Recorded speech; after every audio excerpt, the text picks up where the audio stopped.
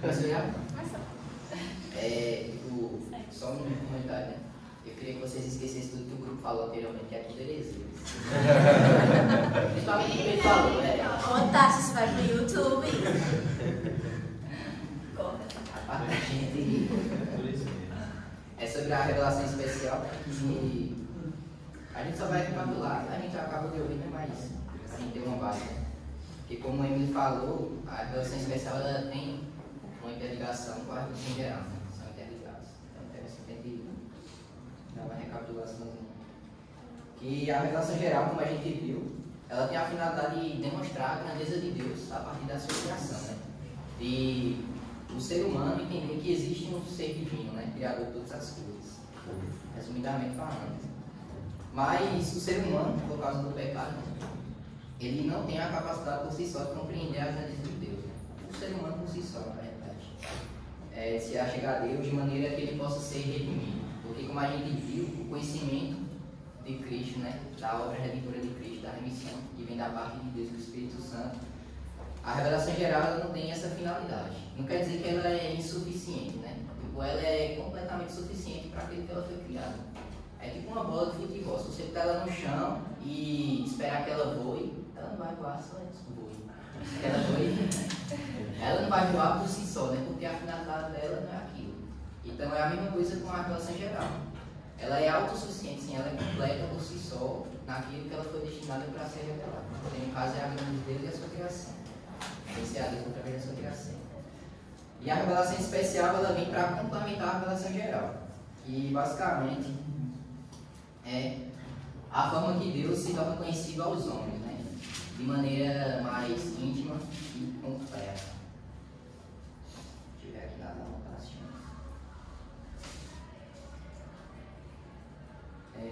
A revelação especial, por outro lado, tem por objetivo de dar um conhecimento mais profundo a respeito de Deus, a fim de o ser humano obter a salvação por meio de Cristo, né? Por meio da fé em Cristo, mais especificamente falando. E essa fé em Cristo, o chat já botou, né? Então vamos abrir, não? Lá em Salmos, lá em Salmos 19, versos 7 ao 14. E abre aí em 2 Timóteo, capítulo 3, versos 14 ao 17. Vai ter uma parte. Queria que vocês deixassem aberto aí. Salmo 9, Isso, 19. a lei do Senhor é perfeita. Não, não. Pode deixar aberto já. Mas antes, eu queria falar de alguns pressupostos importantes, né, que a gente tem que saber. E a gente tem que ter um entendimento, né, para a gente poder adentrar na revelação especial, a gente tem que ter um entendimento na revelação geral, que basicamente é a certeza de que existe um Deus, né, criador de todas as coisas, né, como fala em Gênesis 1. E que a Bíblia, ela é perfeita, né, ela é a palavra de Deus de fato. Né? A gente tem que ter essa fé, crendo que a Bíblia, né, é a palavra de Deus transmitida para os seres humanos, né, que é a verdade. A gente tem que ter esses dois pressupostos aí para a gente poder ter como base. Para depois a gente poder ir para as 3 formas que Deus fala, né? Que vai ser a parte de Gabriel. E a gente vai olhar para os versos. Aí eu queria que Tiago lesse o verso do Salmo 19. A lei do Senhor é perfeita e restaurará a alma. O testemunho do Senhor é fiel e dá sabedoria aos simples. Os preceitos do Senhor são retos e alegram o coração. O mandamento do Senhor é puro e ilumina os olhos. O temor do Senhor é límpido e permanece para sempre. Os juízos do Senhor são verdadeiros e todos igualmente justos. São mais desejáveis do que ouro, mais do que muito ouro depurado, e são mais doces do que o mel, e o destilar dos favos. Além disso, por eles se admoesta o teu servo, em os guardar, a grande recompensa. Quem há que possa discernir as suas próprias faltas? Absolve-me das que me são ocultas. Também da soberba guarda o teu servo, que ela não me domine. Então serei irrepreensível e ficarei livre de grande transgressão. As palavras dos meus lábios e o meditar do meu coração sejam agradáveis na tua presença. Senhor, rocha minha e redentor meu. O que a gente acabou de ler é um dos versos, né, que evidencia uma revelação especial na palavra de Deus. E a revelação especial, né, ela está exposta nesses versos quando ele fala sobre a palavra de Deus em si, né? Que quando ele cita que é a lei, né, um dos sinônimos, né, da palavra de Deus, né? Que a lei, os preceitos, o testemunho, também tem um mandamento, né, quando ele fala, que ele cita na palavra de Deus, o temor do Senhor e os juízos. E também a gente tem que entender que essa revelação ela é escrita e verbal, né? Ela tem essas duas características interessantes aí. E uma coisa interessante que eu esqueci de falar, né? Que uma a finalidade da revelação geral, né? Para que ela existe, né? Qual a finalidade dela? E pelo que eu entendi, né? Quando eu estava lendo algumas coisinhas, e foi que basicamente é fazer o homem não só conhecer a Cristo, né? Mas sim, de através desse conhecimento, gerar uma mudança por completo na sua mente e nas suas ações, tornando evidente a graça de Deus na vida dessa pessoa que conheceu. E, consequentemente, construindo um relacionamento íntimo e sincero com Deus após conhecê-lo de forma geral. Né? Após conhecer Deus, que existe em Deus, ele adentra nessa revelação geral, que é a revelação de Cristo, né, para nós. E por meio do Espírito Santo, ele nos capacita, né, a ter essa mudança de vida por completo. Né? Então, a revelação geral ela nos proporciona isso também. A revelação geral também ela não tem um objetivo de provar a existência de Deus, acabei de falar isso. Mas, pelo contrário, ela tem um pressuposto inicial de que Deus existe. Acabei de falar isso. Não é viajando. Basicamente, ela é a cereja do bolo. Ela é a cereja. Deixa eu ler aqui. Ela é a cereja.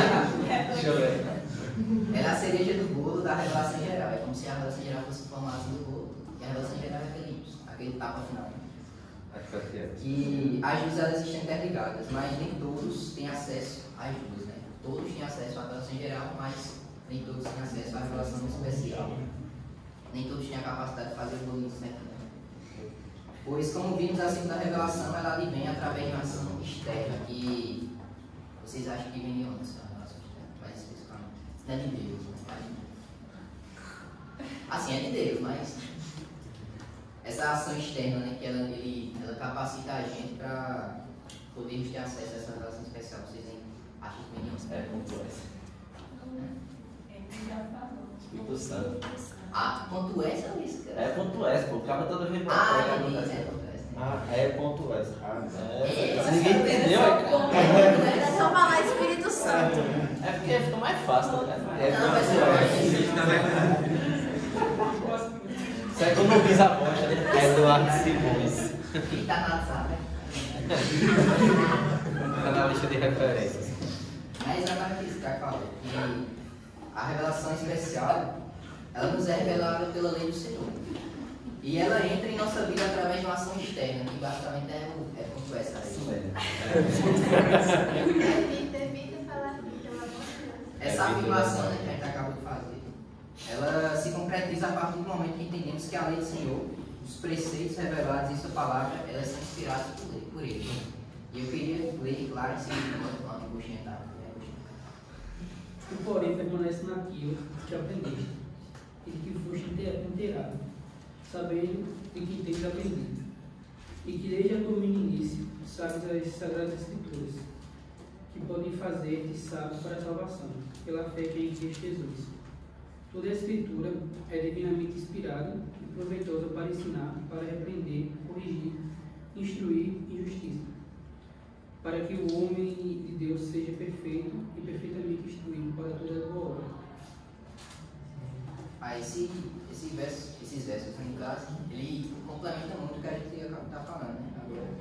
Porque a gente leu que ela dá a capacidade de realmente se transformar o ser humano, né, através das Sagradas Escrituras, né. Também outras versões têm chamado de Sagradas Letras, que revela essa afirmação, necessariamente essa revelação especial por meio da palavra do Senhor, da lei do Senhor, né? Que ela foi deixada por Deus e inspirada para o seu povo, a fim de conhecermos a Ele verdadeiramente, nos redimindo graciosamente através da fé em Cristo, por meio da ação do Espírito Santo em nosso exortação. Ou seja, a gente vê a ação da Trindade ainda. A mensagem que vem a partir de Deus Pai, que é o próprio Cristo, e a gente só tem fé na revelação de Cristo por causa do Espírito Santo. Eu achei interessante demais isso porque é como se fosse o pacote completo, né? Ou seja, e para entender a revelação geral, né, a gente precisa ter os pressupostos. Eu tenho final da anotação. Era para ser nisso. Então, basicamente é isso, minha parte. Aí agora a gente vai entender, a partir desses pressupostos, que Deus existe e que também a gente tem que ter fé, crer que a Bíblia é a palavra do Senhor revelada para nós, é a revelação especial para nós. A gente vai ver agora as 3 formas que Deus fala conosco, né? A gente vai começar pela teofania, que é a primeira forma que Deus fala. Vai começar eu falar 2, que é a teofania das profecias, e Luana vai encerrar falando da outra. Eu acho que a teofania é a forma que Deus se manifesta de modo visível para nós. Mas como assim ele se manifesta de modo visível? A gente vai entender mais nos exemplos.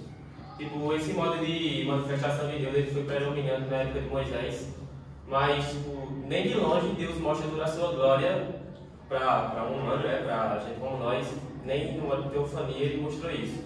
Então a gente vai ver alguns exemplos aqui quando passo passar. Se alguém puder abrir nesse primeiro Êxodo, eu já dei uma explicadinha aqui no final, mas é bom a gente abrir só para ver como é que está aqui. Só para assim, Só para...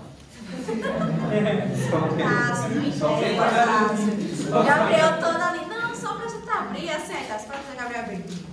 A galera se voltar aí. Quem quiser aí, ficar bom. É qual? Esse dia, não começar a ler. O Senhor ia adiante deles durante o dia, numa coluna de nuvem para guiar pelo caminho, e durante a noite, numa coluna de fogo para iluminar, a fim de que caminhasse de dia e de noite. A coluna de nuvem nunca se afastou do povo durante o dia, nem a coluna de fogo durante a noite. Aqui a gente já deu para entender qual é a forma visível. A coluna ali era a presença de Deus no acampamento. Dava para ver de uma forma visível que Deus estava ali. Não que ele precisasse se manifestar de uma forma visível, mas a presença de Deus estava ali, o povo sabia, só de olhar. Deus está aqui. Os outros que eu tenho é dos israelitas no Monte Sinai, a galera lembra dos trovões e os relâmpagos e a ação de bozinas, aí mostrava de Deus. E também várias outras vezes com Adão e Eva e também com Moisés. Moisés acho que foi, como eu já falei, foi predominante com Moisés, a forma de falar com teofania. Eu acho que também, eu não estou muito bem lembrado aqui do contexto sobre isso, mas Deus estava falando meio um pouco irado com Arão e Miriam, e ele fala assim: vocês estão falando isso de Moisés, meu servo, eu falo com ele face a face. Então, tipo assim, tá bem explícito já, tipo, é face a face, é um modo de Deus de mostrar, se manifestar explicitamente o povo, era esse, o modo de teofania. Aí eu vou passar aí. E o outro é por meio de profecia. Profecia a gente já sabe o que é, mas o primeiro, assim, só uma curiosidade aqui sobre teofanias. Moisés foi o último homem que Deus falou com teofanias. E isso está escrito lá em Deuteronômio, ele foi o último. O último pessoa que Deus falou por esse modo. Aí depois, não depois, né? Na época de Moisés, Deus também falava com profetas, por meio de profetas. E os profetas eram as pessoas que eles recebiam algo de Deus. Qualquer mensagem que Deus queria transmitir para o povo, por meio de sonhos ou visões. E eles se viam como agentes, e eles teriam que repassar isso para o povo, a mensagem que Deus queria, eles teriam que repassar. Tanto aquela famosa frase que a gente vê, assim diz o Senhor, antes de uma profecia, acho que todo mundo deve ser uma das frases mais repetidas já Bíblia que tem isso. Assim diz o Senhor, a gente já sabe que vem uma profecia. Quando a gente vê essa frase, eles são como os agentes mesmo, agentes, os porta-voz assim para o povo, daquilo que Deus está querendo falar. Mas, como o povo ia saber se a profecia era real? Acho que o Lucas falou conselho sobre isso. Alguém tem alguma coisa a dizer sobre isso? Como é que o povo ia confirmar? Tem alguns pontos, assim, alguns critérios para conselho. Uns filtros. Uma análise. Essa profecia teria que passar por uma análise para saber se ela era real ou não. Alguém se lembra de algum ponto? Alguém acha que tem algum ponto? Olha o spoiler, Nem sei se é. Vamos continuar. O primeiro era se a profecia tinha autoridade. Tipo, como eu falei da outra frase, assim diz o Senhor. Se a profecia ela tinha essa frase, ela mostrava uma autoridade, então era o primeiro critério que mostrava que ela realmente era uma profecia verdadeira e que comprovava a veracidade dessa profecia. A segunda é o cumprimento, né? Porque se é uma profecia, ela tem que se cumprir. Não dá para ser uma profecia e não se cumprir depois, não vai fazer muito sentido. E o último é sobre a realização dessa profecia estar de acordo com o mandamento de Deus. Não basta. Vai que alguém lança a profecia no vento, aí ela se cumpre, mas ela não está de acordo com o mandamento de Deus. Então, ela não é uma profecia verdadeira, ela não provém do Senhor. Isso é óbvio. E falando aqui sobre o termo profetas oficiais, eu vi isso num resumo que o Luana colocou para mim. Sobre profetas oficiais. Eu até tinha dúvida para o que é isso, profetas oficiais. Assim, o último profeta que predisse Cristo. Fala sobre Cristo. E quem foi esse último profeta que predisse Cristo? João Batista, exatamente. João Batista, o último profeta que predisse sobre Cristo. Que é esse o objetivo dos profetas. Falar de Deus, é o objetivo deles. Então, o último profeta oficial que tem na Bíblia é João Batista. E é isso. Agora vamos para a parte de tamanho.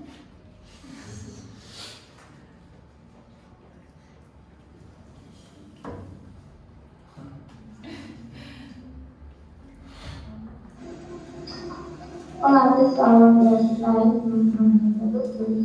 Eu vou continuar falando sobre a maneira de falar, agora sobre a terceira língua, que é a pessoa de Jesus Cristo. No caso da revelação especial, a pessoa de Jesus Cristo é o ápice dela. É a maior forma de Deus falar.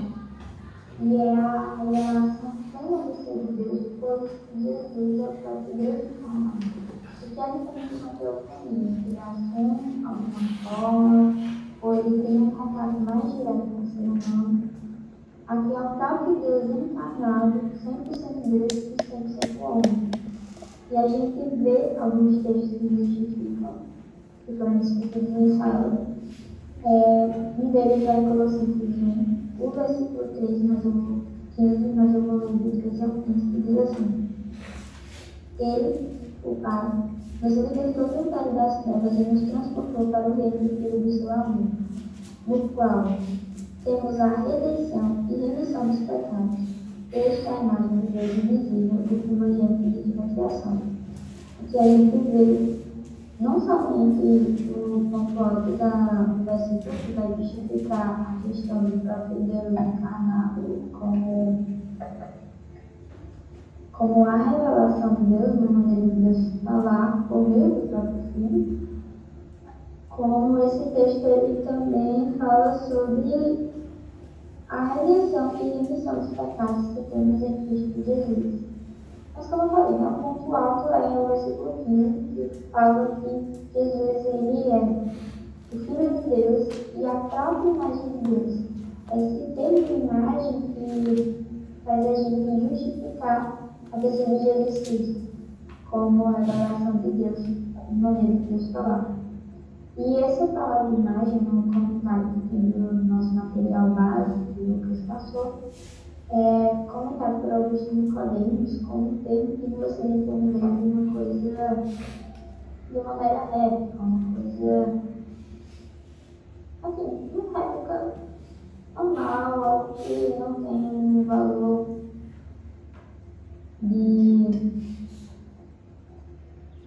não tem uma ideia de um valor perfeito. É uma coisa que é imperfeita,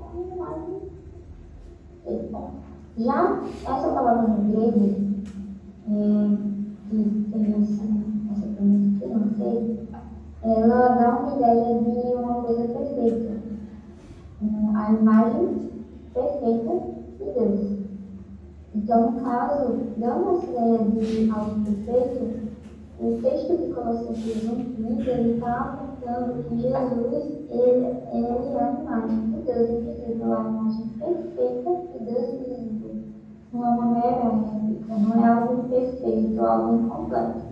Ele é literalmente a imagem, como quando você pode se olhar em um espelho e você está lá, aquilo perfeito, a um simples espelho. Mas a ideia desse versículo é essa. Outra defesa se encontra em Colossenses 2, versículo 9, que diz que porquanto nele, Jesus, habita corporalmente, ou seja, em carne, toda a plenitude da divindade. Então a gente vê no versículo 15 do capítulo 1 que Cristo é a imagem perfeita, plena do Deus invisível e que ele, ainda 100% homem, tem todo o caráter divino de Deus, pois Jesus é o próprio Deus. E também tem um versículo que eu não coloquei, mas é João 14:9, que fala, que também foi visto em sala, e fala, é uma fala de Jesus, quando ele vai confrontar os discípulos e Felipe pede para ele mostrar o Pai. Jesus ele vai dizer: quem vem a mim, vê o Pai. Então o próprio Jesus, ele testifica que ele é a imagem invisível, que ele é o próprio Deus que se revelou a nós em carne. Nisso, a gente pode ver que nessa revelação da pessoa de Cristo, a gente tem todo o tema unificador da Bíblia, pois toda a Bíblia aponta para Jesus, que é o nosso intermediador, que é aquele que, crendo nele, crendo na sua obra, podemos assim ser salvos. Isso é, como a gente sabe, até um dom que vem do próprio Deus. Então, Jesus, ele revela o Pai a nós, e o próprio Pai faz todo esse processo, todo esse processo por meio de toda essa revelação que é progressiva. E é a questão que é tratada nesse primeiro parágrafo aqui. A revelação especial é uma progressão que começa com Deus escolhendo o homem para partir dele formar uma nação, e que essa nação vai abençoar todas as nações, e dentro dessa nação, ao longo dos anos, ele levanta profetas que vão falar sobre o Messias e, por fim, a chegada do Messias, toda a sua vida, morte e ressurreição registradas também na Bíblia, e por fim a doutrina dos apóstolos, quanto ao que Jesus continuava a falar por meio do Espírito. Então, a gente vê essa progressão na revelação de Deus para a salvação dos seus filhos.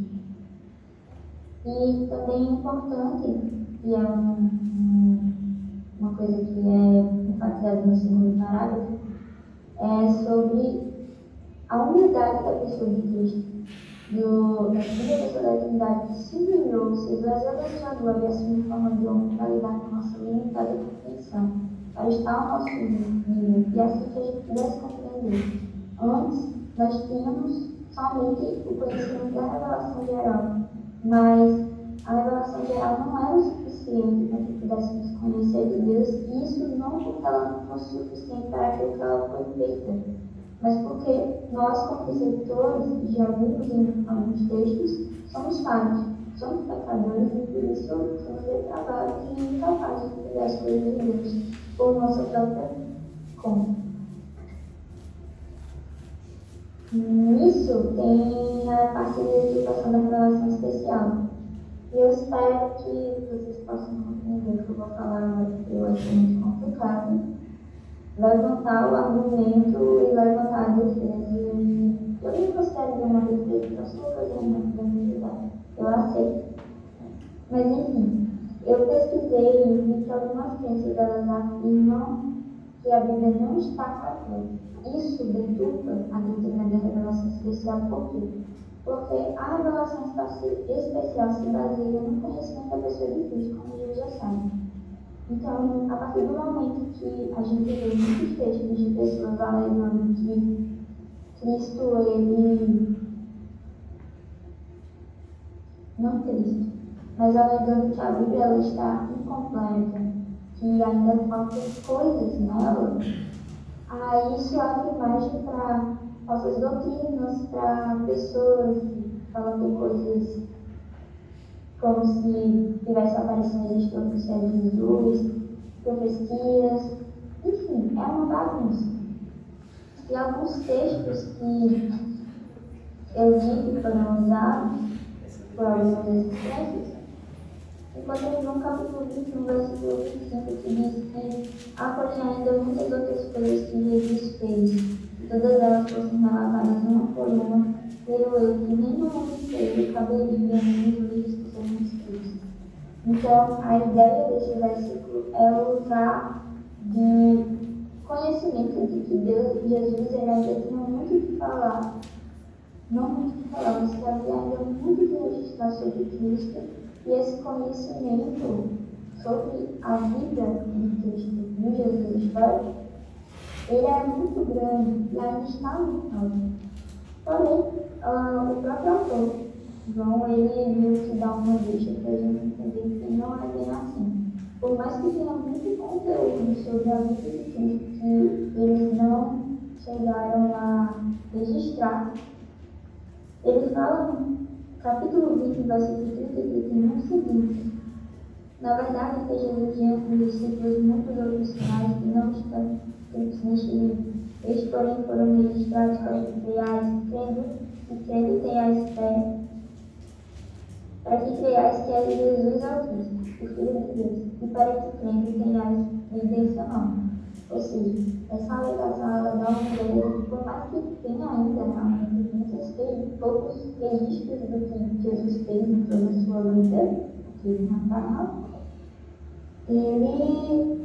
tudo que tem no livro de João é suficiente para o objetivo final, que é ver Jesus Cristo, que é o ápice da revelação especial.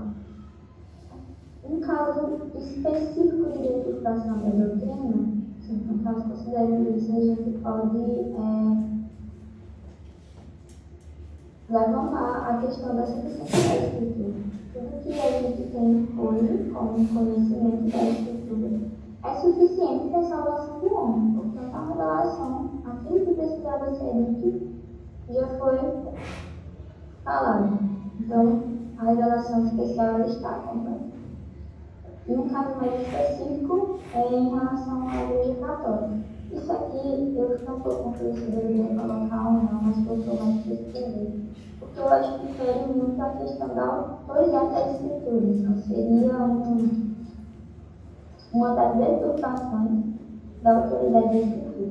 Mas eu vou mencionar o que diz respeito ao ataque da revelação especial, da Bíblia, como que registra a revelação especial. Esse segundo ponto aí, né, essa deturpação da revelação especial, ela vai de conta muito que a gente vem estudando sobre a canonicidade. Tem uma interligação hoje. Ela está tentando explicar isso. Todo mundo estava aqui nesse estudo. Ela vai entender melhor. Segundo Tessalonicenses 2,15 diz que, assim, pois, irmãos, permanecei firmes até as tradições que vos foram ensinadas, seja por palavra, seja por epístola nossa. Esse versículo que fala dos Tessalonicenses é muito usado pela Igreja Católica com o objetivo de justificar as tradições como autoridade em pé de igualdade com a Bíblia. Isso é um perigo porque a gente entende que a Igreja Católica ela tem 3 bases de autoridade: a Bíblia, o Papa e a Igreja. E aí envolve a tradição. Colocando a tradição lado a lado com a autoridade da Escritura, a Igreja ela usa isso para justificar o acesso dos livros apócrifos. E os livros apócrifos, de acordo com o Bíblia, eles não acrescentam, nem retiram da teologia da Bíblia, com exceção de algumas passagens que verdadeiramente não fazem nenhum sentido, nem assim, tem objetivo nem histórico. Eles não acrescentam nem retiram muito da questão da teologia, mas o problema do acesso deles, especificamente, além de ir contra a canônica da Bíblia, que foi formado no Antigo Testamento em relação aos próprios judeus que consideram que o rejeitei do Antigo Testamento, eles consideram que a correta, os livros que devem estar lá, não, eles estão aqui na nossa Bíblia. Ele tenta adicionar os apóstolos com o objetivo de justificar falsas doutrinas. E como eu falei, isso é um perigo porque eles justificam doutrinas que são antibíblicas com os apócrifos. Então, a gente vê aí uma questão da deturpação da revelação especial, com uma ideia errada em relação à autoridade das versões. Eles utilizam dessa autoridade para justificar o acesso dos livros apócrifos. Isso é interessante E porque assim, quebra basicamente uma característica da Bíblia, né? Que é a eficiência dela, tipo, a completude dela. E quando você bota algo, né, para auxiliar, para complementar o que a Bíblia revela para a gente, que é a revelação especial, né? Que é justamente a visão errada, né, sobre a Bíblia. Dizendo que ela é incompleta ou que precisa de algo para complementar a revelação que ela propõe para a gente, né, da parte de Deus.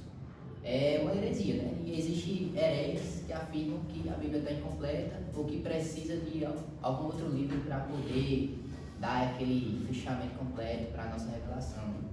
Então, basicamente isso, a deturpação. Visões totalmente equivocadas que deturpam a revelação especial do próprio Deus, né? Negando o que Deus revelou para nós, basicamente. Por isso que é tão perigoso e interessante a gente entender um pouco da canonicidade. A gente vai aprender. vários que são antibíblicos que vão mostrar a palavra do Senhor. E a defesa em relação a isso, a gente pode ver na própria doutrina da sociedade. Tu pode colocar esse vídeo no grupo? Postar. Aí é pra gente ir pra lá. Mais casado. Mas essa era a última parte do grupo? Era o finalzinho. Tinha outra depois Tinha do só a vídeo? conclusão. Então terminando a próxima aula, né? Termina a próxima aula. Beleza. Tá bem? Pode subir?